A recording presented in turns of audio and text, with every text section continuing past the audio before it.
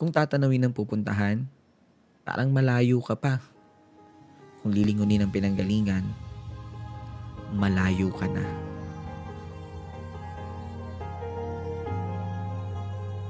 Kung titingin sa hakbang ng iba, parang naiiwan ka. Pero kung sarili ang bibigyang pansin, aba, umuusad ka.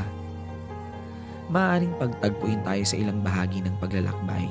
Pero ang totoo, kahit kailan, hindi naman talaga tayo magsasabay-sabay. Magkaiba ang panahon, magkaiba ang daan, magkaiba ang oras, magkaiba ang bilis. Minsan, nakadepende kung saan nakabaling ang paningin.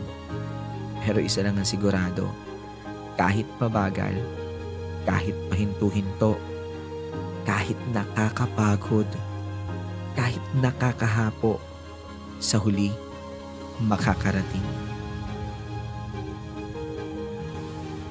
Huwag na huwag susuko.